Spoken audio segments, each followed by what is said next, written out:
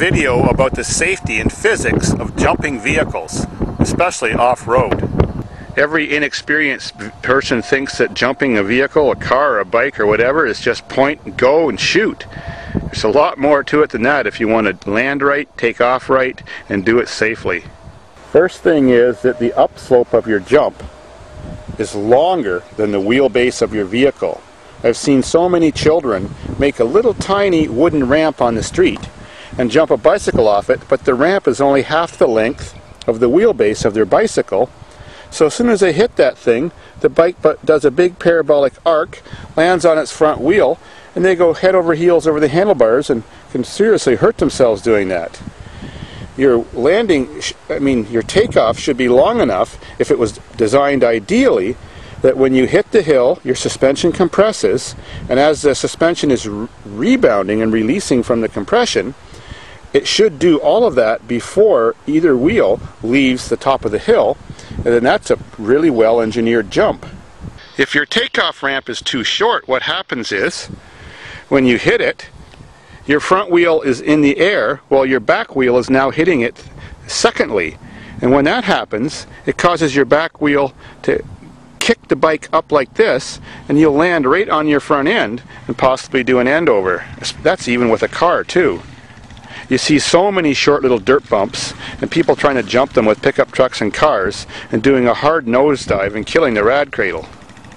Next thing is, your takeoff ramp should have a nice curve to it. If you don't, front wheel can hit that angle so hard that the suspension compresses on your bicycle or your motorcycle so much that it's like running into a wall for a second. It's like when you in a gravel pit and there's a big pile of gravel or dirt and it's on like this 45-degree angle, then all of a sudden there's ground. People just think they can drive at that thing, hit it full speed, and go right up the hill. Well, technically they can, but your front wheel digs in and decelerates so quickly that if you don't have your mouth closed and your teeth shut, you can actually bite off the tip of your tongue and you get a sore neck because your neck snaps so much when you're suddenly changing direction. So a proper jump always has a little bit of a curve to it to start it off. Next problem people have often doing jumps is they're scared of the jump. So they hit everything at the right speed. When they get halfway up, they let off on the power. When you let off on the power, the vehicle has deceleration, and all of a sudden it'll do a big parabolic curve and cause you to land on your front end. Doesn't matter what kind of vehicle you have, and that can seriously hurt you or fly over the handlebars. The ultimate jump, done it just properly, you hit the jump with a blast of power just as you're hitting the curve, and that kind of lifts your front end up. And any kind of vehicle you're driving, it works the same way, so your front end doesn't dig in. You keep some power on all the way, and you keep some power just till you're coming off. If you have too much power, you'll land on your back wheels first, and then your front end comes slamming down. And landing on your back wheels first can even break your tailbone and give you spinal compression. Now, if you're jumping a truck or a car, there's some issues you have to think about before you do this so it hopefully works out right. First thing is you have to overinflate your front wheels by about 15 psi.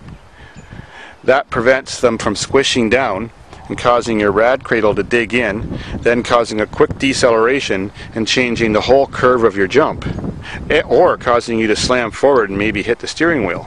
When off-roading, you should always have your tires somewhat overinflated just to protect your rims and always give you more ground clearance when you're hitting those bumps. Now, most people think that jumping a truck is the best way to do jumps, but myself, I know from jumping cars a lot that a car has a smoother landing in most cases.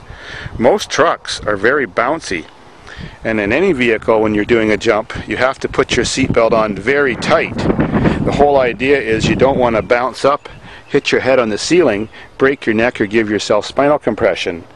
Definitely don't ever consider jumping without a seatbelt, because sometimes the landing's so hard on the rad cradle you can fly forward and bust yourself on the steering wheel. Now, if you're jumping in a car, I personally don't recommend wearing a helmet unless you're doing such a huge jump that the vehicle could flip over. The problem with a helmet is it often puts your head about this much closer to the ceiling, and that's usually about the only distance you've got anyways with your head above the ceiling in a car. And the last thing you want to do when you land is, of course, your seat's going to compress with the weight of your ass on it, and of course every action is equal and opposite reaction, so your body's going to bounce back. Seatbelt's going to try to hold that, but the last thing you want to do is bounce back and hit your head on the ceiling. That's where personal injury comes into play. Another thing that comes into play when you're doing your jumps is the engineering of what kind of jump you're going to do. A long air jump or a high air jump. A long air jump means when you land you're going to be going at still a good speed. A high air jump means when you land you're almost just going to drop straight out of the air.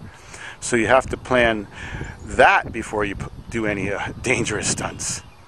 Long air jumps, of course, you've got a lot more speed, and what happens in that situation, especially with cars and snowmobiles, is the air has an effect on your vehicle. When the car is going through the air and it's on an angle, air is hitting the floor, or a snowmobile, and it changes the angle. It can make it even land softer, but you have to have enough experience with jumping to know how it's going to affect your vehicle so you land properly and safely. On a snowmobile, when you land, what you want to do is give it hard acceleration, because they decelerate so quickly you can go right over the handlebars and have it run over you with the picks. On a car, the most important thing is when you land, your automatic reflex is to put the brakes on when you're in midair. When you put the brakes on in midair, your vehicle then digs into the ground and hits twice as hard as it would have hit if you landed without the brakes on. So when you're jumping things like cars or trucks, you don't put the brakes on until you've rolled about 10 feet after the jump. You have to sort of remind yourself over and over when you're in the air jumping, because you'll just automatically put the brakes on and forget. Last thing is, if you're making a jump, is it going to be a double, a triple, a tabletop? Well, tabletops are the safest, because if you're not sure what speed to hit your jump at and how your vehicle is going to land and all that stuff, you're just going to land on flat ground, or maybe even the downslope, which is ideal.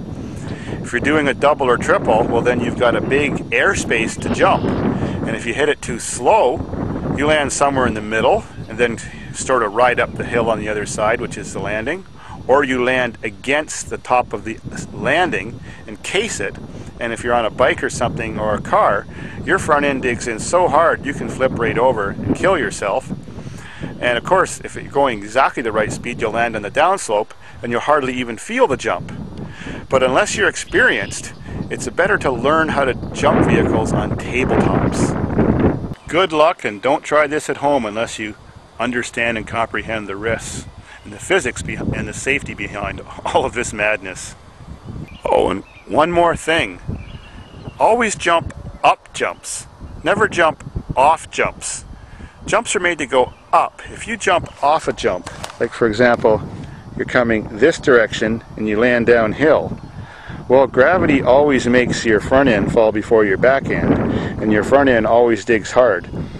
You can jump off hills a little bit, but you need to do it with very hard acceleration while you do it to keep your plane of your vehicle like this when it lands, instead of like that.